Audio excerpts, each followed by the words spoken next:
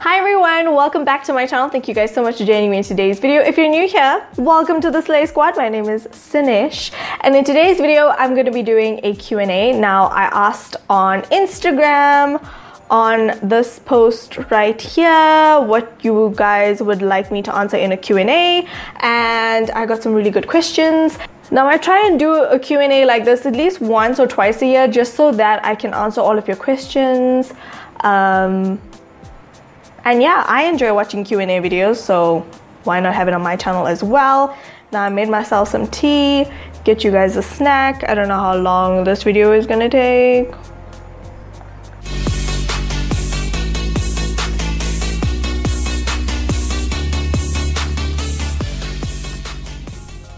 I wanted to make the most out of my makeup slay today because this glitter on my lids though is doing the most. I don't even think the camera does it justice. Okay, so I will be leaving the questions on the screen as well as who's asking the questions. So let's just get into this. First question is, have you tried the John Frieda Brightening Brunette Shower Treatment before? No, I have not. I haven't actually. And she asks also, what color is next on your list? What color is not on my list? That is the question we all should be asking actually. The next question is, what's your take on the Body Shop Tea Tree range? I have never tried that range, so I honestly can't comment. I do know that the tea tree oil that they have is a diluted version of tea tree oil. And I know a lot of people swear by it, so I honestly can't comment because I've never tried it. Next question is actually a question from a live video, so this person clearly watched or watches my lives on Instagram often. And the question is, I remember you saying you recommended a foundation to your sister. Which foundation was it and where can I get it from? I want to start experimenting, so don't want to splurge on something I might not like. So I was at the shops with my sister, and this is the foundation I'm wearing today as well. I was literally like, I said to her, this is the foundation you need to try, because she's been looking for foundation for a while. Like, I was the first person who bought my sister like her first MAC compact foundation. I think it was Studio Tech or something, and she really likes like natural-esque foundation, but that foundation has been lasting her forever and it's about running out. So we've been on the hunt looking for different types of foundations, and because I know I've used this foundation a few times and I haven't had reactions to it, and my sister's skin is also sensitive, I think maybe a little bit more sensitive than mine, I was like, why don't you try this? It's just 100 Rand. Even if you do react to it, I mean, I didn't tell her this, but obviously I can take it if she does react to it because I don't react to it. But yeah, I highly recommend the Wet n Wild foundation. It's only 100 bucks from Clicks. I noticed only selected Clicks have it, you guys. So not all Clicks have the extended shade range. I know it sucks, but it is what it is. Next question is, hi Sanesh, I love your videos so much. They are extremely helpful, but as much as I love makeup, I'd love to know more about your previous hair color. I was hoping to go blonde. My hair is currently medium brown, I would say, and I know you use the Renew Ash Blonde dye. Did that require you to bleach your hair first, or does the bleach come in the kit? Thank you so much for the amazing content. Okay, cool. So your hair is medium brown. Firstly, thank you so much for all the support. I want to say to you that it's very important for you to understand how bleach affects your hair. So I know that I can put bleach in my hair twice and it's going to lift to the perfect amount of blonde for me to use other colors or whatever the case may be is, right? But also like need you to understand that different products work differently for everyone. So what I would suggest and what I've done is, previously I've just Googled a whole bunch of videos or YouTubed a whole bunch of videos. Like, I've actually watched reviews on the Renew Ash Blonde color, and firstly the bleach does come in the kit. But obviously it's the pre-lightening kit. There's the normal hair colors and there's the pre-lightening hair colors, so make sure you have the pre-lightening hair colors, because if you just pick the normal color, it's just going to be straight up color. There's no bleach in those kits, or those boxes rather. But yeah, I did have to bleach my hair first. I had to bleach my hair a good couple of times, And I think even the third time I bleached my hair, it was still a little bit yellow. So you have to be well versed with regards to toning your hair and all that stuff. Now I'm not going to sit here and like preach about hair because I am not a hairstylist. I did not study hair. I mean, I know the basic anatomy of hair, but all of our hair is different. We have different textures of hair, different undertones of hair, and that all affects how bleach ideally works on your hair. So I hope that kind of answers your question, but all I can say is always do your research. Like, no matter what color you want to go, what brand you want to use, always do your research and always YouTube videos, because you'll always find that different people have different opinions of the product. So just go ahead, watch all those videos and make an educated choice and decision. I have some forehead lines. Makeup settles in them and it looks terrible. I bake, but are there any other tips to prevent this? Ooh, here comes the rain. I apologize, you guys. Hopefully I'll put music over this and you guys won't hear the rain. Fingers crossed.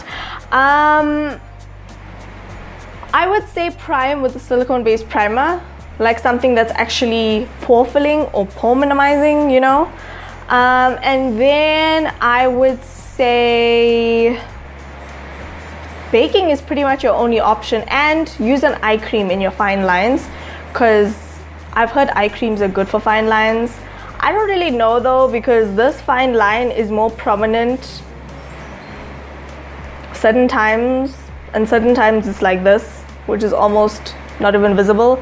Also, stay very hydrated. The more fine lines you have, it can be a sign that you're not drinking as much water as you should be. So yeah, other than baking and priming and using a foundation that doesn't settle,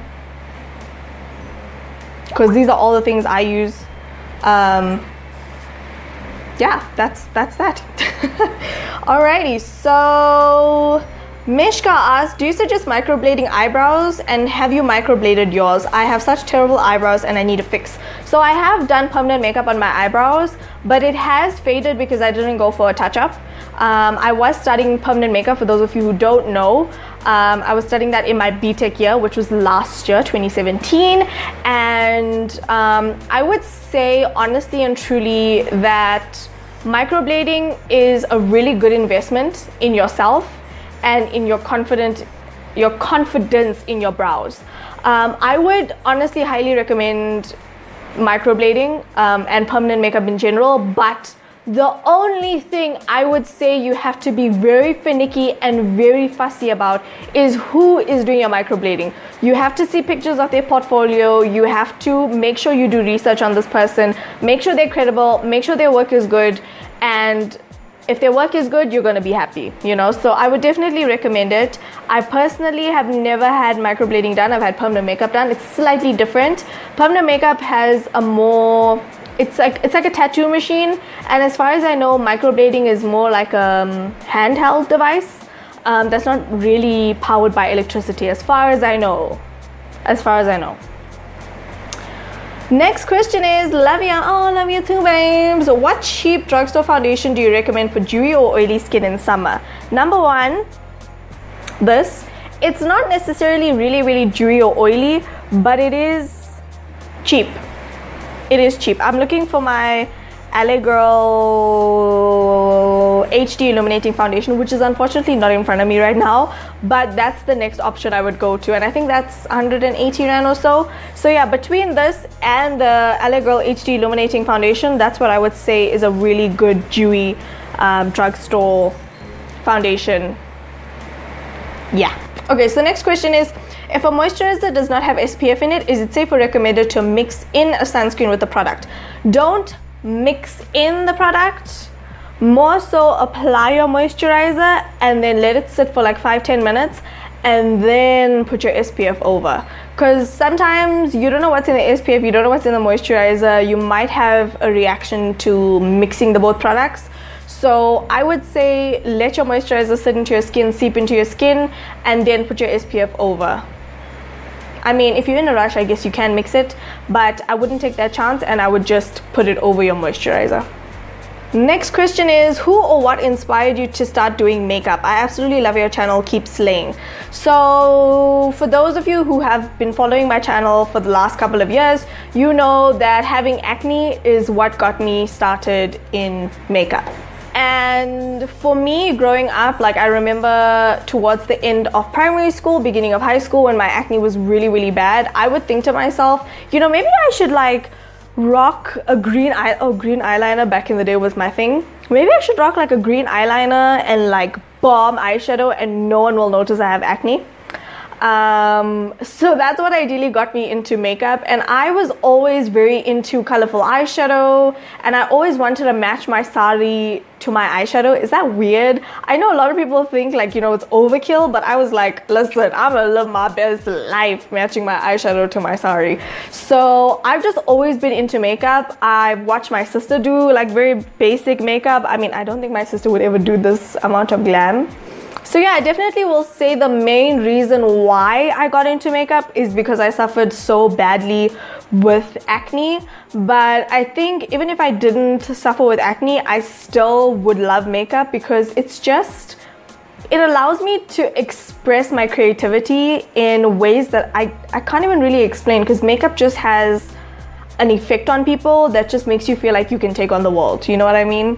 And that's why I think I really enjoy doing makeup on other people as well, because I love just seeing their faces light up when they see makeup on their face and they're like, oh my god, this looks so good, and they don't realize that it's their natural beauty showing through. But I'm just happy to add color to natural beauty, so that's why I love makeup. What's the first ever makeup item you owned? Mine was those clear rollerball lip glosses. I think mine as well, or the like, I don't know if you guys remember, you used to get those tubby things, like these little containers that had like these super glossy lip balms in them. I don't know if you guys remember, but that was probably my first makeup item. Next question is, who's your favorite beauty gurus that you follow, local and international? Local, I wouldn't say they specifically beauty gurus, but I love Nadia Jafta. I love Rushana Isaacs. Okay, she's a beauty guru. There's not necessarily like beauty gurus in South Africa that I follow, because there's a lot of local people that I love that are not per se beauty gurus, or you know, they've just started YouTube or whatever. But I have a lot of love for the South African community in general. And I think it's mostly the underdogs also. Like, I have so much of love for all of the underdogs, maybe because I am one. But like Jessica Tleo, Naledi, her sister, they previously had the Beauty Corner SA channel together. My voice is cracking, maybe I need some tea. Shantae, who's been on my channel, Akira, Maxine. You know what, I guess we're all beauty gurus in our own right. So those are the people that I love and that I constantly watch because I just gravitate towards them. Oh, Nasipon Mhlanga also. Who else am I forgetting? Hopefully I'm not forgetting anyone, but those are my personal South African beauty gurus. Internationally, Jacqueline Hill, Nikki Tutorials, James Charles. I really enjoy Jeffree Star's content as well. Who else? Gabriel Zamora. Quite a few people, you guys. I watch a lot of international YouTubers, and maybe now like the names are failing me, but I watch a lot of them. You mentioned a nice beginner lash brand in your live chat on Wednesday night. What's the name of it again and where can I get it? So the lash brand I mentioned was Ailyo. I was saying on my Instagram live that it's really nice for if you're a starter or a beginner, because you know, sometimes you can tend to pull lashes apart, or like, you know, you trim the wrong thing or you mess up a lash or something of that sort, but you just need something to practice with. I would highly recommend Ailyo. You can get it from Clicks or Discam, even the glue as well. I still to this day always use the glue. Of course, it's right near me because I use it. Of course, I've upgraded to using like more fluffier and more bolder lashes, but I would highly recommend Eyelure to anyone and everyone who wants to start wearing lashes. It's honestly, it's a really, really good lash brand, and if you use those lashes, you know, with care, they can last you at least 30 uses. I remember using number 100s, which were my favorite style, at least 30 times before I had to throw it away, honestly. Next comment is, let's have a meetup in a park. We could all bring snacks, and it could be a bring and share buffet style affair. Love you lots. What tips do you have for those who have a channel but are afraid of comparison to other YouTubers? How do you persist? So I know you guys want a meet and greet with me. I know. God willing, 2019 will bring lots of meet and greets, hopefully. Firstly, it's a given that you're going to compare yourself to other YouTubers. Like, it happens. I've done it, and I'm sure everybody else does it. But the only competition you should be in, with, what am I saying? Your only competition should be yourself. Like, I was watching YouTube the other day, and my brother and sister-in-law came into the room separately, by the way. So my brother first came in and he was like, oh, are you watching your competition? And I'm like, my only competition is me, and I'm just showing love to all my YouTube content creators. Oh, and I love Patricia Bright. In case I didn't mention Patricia Bright, I love her. She is my bae, okay? So yeah, and then my sister-in-law came into the room afterwards, and she said the same thing, like, oh, are you looking at your competition? And I'm like, my only competition is myself, okay? Literally, my only competition is myself. The only person I am trying to be better is myself. I don't even know if I'm making sense right now, but the only person I'm trying to better in this whole situation is myself. I'm not here to try and be the next Jaclyn Hill, to try and be the next Nikki Tutorials. That's not my journey. There's a reason why there's only one Jaclyn Hill and one Nikki Tutorials and one Patricia Bright and one of everybody on the planet. We are all here to fulfill different purposes in life, and it's the same on YouTube. We all come with our own qualities that our viewers like, and so you need to remember that if your journey in life includes YouTube, you will never have to compare yourself to anyone on the platform, because you bring your own spice to the platform.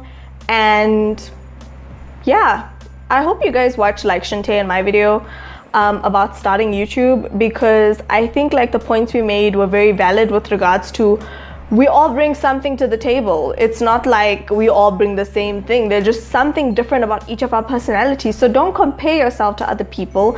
I used to do it, and I stopped, you guys. I was comparing myself to other YouTubers a long time ago, and I stopped myself in my tracks. And best believe if I was still comparing myself to YouTubers, I wouldn't be here today. I would not have continued creating content if I kept comparing myself to other people. So you just have to remember that you are unique, and you know what you bring to the table, and there's no reason for you to compare yourself to anyone. Okay. Hey Slay Queen, been a sub since you were below the 20 sub mark. Jeez, that was a long time ago. I'm so happy our Slay Familia is growing. We so need to have a meet and greet. It's about time. Keep slaying, lots of love. And she's like, by the way, that was my question. Meet and greet, please. Like I said, you guys, if God wills, somebody will help us organize a meet and greet for the Slay Squad in 2019. Next question is, did you ever have a client who was unhappy with their final look or was a bit fussy? If so, how did you handle the situation? So I've been very lucky to not have started makeup as my primary profession. In my second year of university, I was doing waxing, threading, massage, all that stuff. And most of my experiences came through there. And that's how I learned to make sure that clients are always happy. And I also learn from people around me, you know, like my friends and all that stuff. If they have a difficult client, I'll kind of just like get a gauge for the person, chat with them. And yeah, I don't think I've ever had somebody whose makeup I've done who's been upset about it. Like, everyone always walks out of wherever happy, touch wood. I'm not saying I'm perfect and I'll never have an issue in the future, but how to handle a situation like that is, if you can tell a client is fussy, always make sure that you communicate with them from the beginning, because you can have a good gauge, like makeup artists have a good gauge for how fussy a person is. Like you can tell if a person is outgoing or chilled by the way their first initial interaction is with you. So kind of get a feel for them, ask them questions. But yeah, that's probably the best advice I could give. When are you going to do another tips and tricks simple makeup look? I really love the first one you did, and that was 3 years ago, and loving the pink hair. It slays my life. If I haven't done an updated version of a video, it's probably because I don't think I have anything more to add. That's probably why I haven't done a contour and highlight video in a while, because my routine has been the same since forever. I think the only routine that's actually changed is probably eyeshadow. Next question is, what's your favorite foundation and hair straightener of all time? Wow, foundation and hair straightener, what polar opposites. I love all these Vlogmas videos. Happy holidays. Thank you, babes. Firstly, I have to say, in terms of straighteners, one that I like that I don't own is Steam Plus. When I was working at Colors, they had the Steam Plus hair straightener, which was amazing. It uses steam, like you put water in the straightener, and it uses heated plates to straighten your hair. And it was so amazing to use on my color treated hair at that point in time. It was just the bomb.com, because having the steam and the heat, especially with the steam, is kind of like a hydro treatment on your hair, which was nice. But I've only ever owned 2 hair straighteners, which is a Safeway one from Clicks. Back in the day, I don't think they even make those anymore, but my mom still has it. I gave it to my mom. I had that for several years. Like I got it when I was 12, or for my 13th birthday, I think. And then when I was 21, I got a GHD. So I've only ever known 2 hair straighteners. So I can't even tell you like what's my favorite hair straightener of all time, because I've only owned 2. But between those 2, my GHD obviously got the job done quicker and faster. So I would say that one. That's my favorite. Foundation, I would have to say MAC Studio Fix Fluid, Crayola Dermacolor, and Fenty, all the expensive ones. And I can't just pick one, guys. I really love the Wet n Wild. It's really good. It's really bomb. Alright, next question is, what's your updated opinion on the Crayola foundation? I watched the review video like 1,000 times, asking because you hardly use it in videos. My opinion is still the same. It hasn't changed. Just because I don't use the foundation doesn't mean I don't love it. I still love it. I use Crayola and Dermacolor on my clients.